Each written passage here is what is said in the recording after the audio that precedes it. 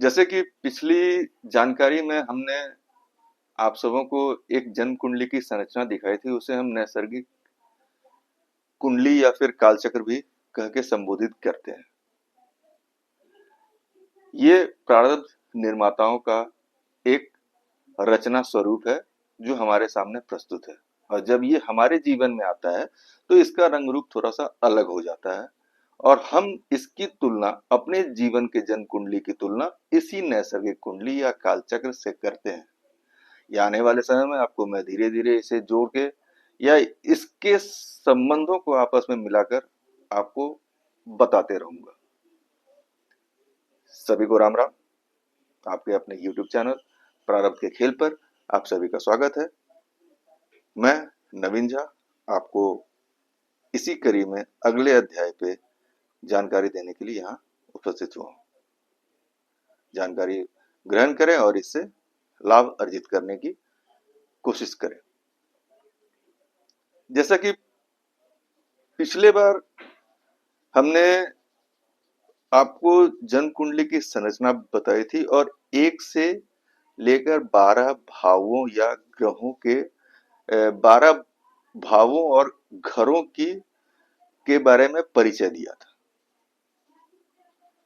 यहां तक तो मेरे हिसाब से आप लोगों का सब क्लियर होगा। अब आते हैं, इन 12 भावों के अलावा 9 ग्रह होते हैं जिनका अपना अपना स्वामित्व होता है। जैसे हम और आप हैं, हम लोगों के पास भी 1-2 संपत्तियां नहीं हो सकती है, 3-4 संपत्तियां होती है, लेकिन यहाँ पे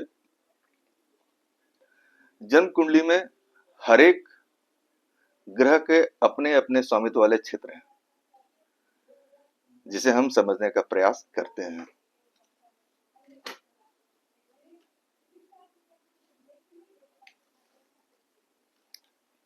जैसे कि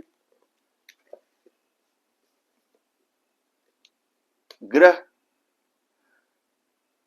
9 हुए: सूर्य, चंद्र, मंगल, बुध, गुरु या बृहस्पति भी कह सकते हैं, शुक्र, शनि। ये हो गया 7। राहु केतु को भी हम एक तरह से ग्रह मानते हैं, लेकिन ये ग्रह नहीं है, ये छाया ग्रह है। इनके बारे में भी विशेष चर्चा करेंगे समय आने पर।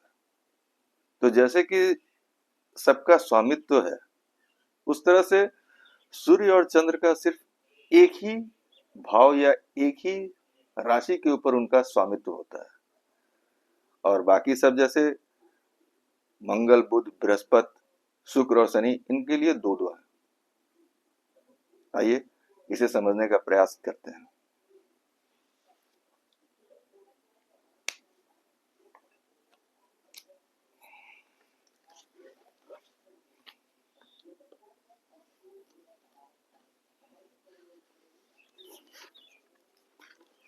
ये रहा,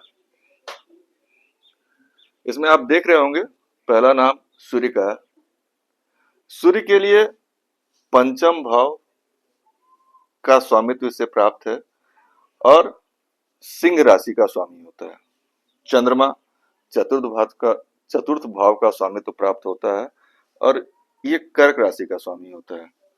उसी तरह मंगल है, यह प्रथम और अष्टम भाव का स्वामित्व इसे प्राप्त है और ये मेष और वृश्चिक राशि का स्वामी होता है।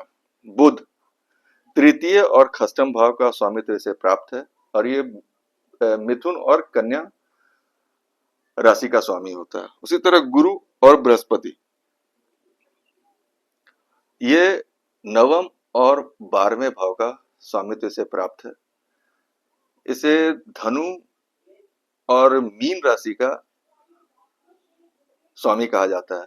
शुक्र द्वितीय और सप्तम भाव का स्वामित्व इसे प्राप्त है और वृष और तुला राशि का यह स्वामी होता है। शनि मकर और कुंभ राशि का स्वामी होता है और यह 10वें और 11वें भाव का स्वामित्व इसे प्राप्त है। राहु ग्रह और केतु ग्रह, ये दोनों छाया ग्रह होते हैं।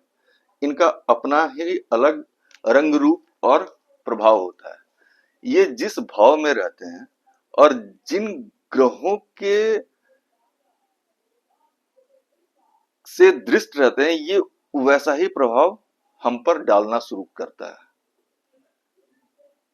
इसलिए इसे छाया ग्रह किया गया। या तो इसका प्रभाव उस ग्रह पे हो जाएगा कब, जब ये दोनों राहु केतु अपने आप में अंश के हिसाब से या डिग्री के हिसाब से बली होंगे, तो इनका प्रभाव उस भाव के स्वामी के ऊपर दिखना शुरू होगा।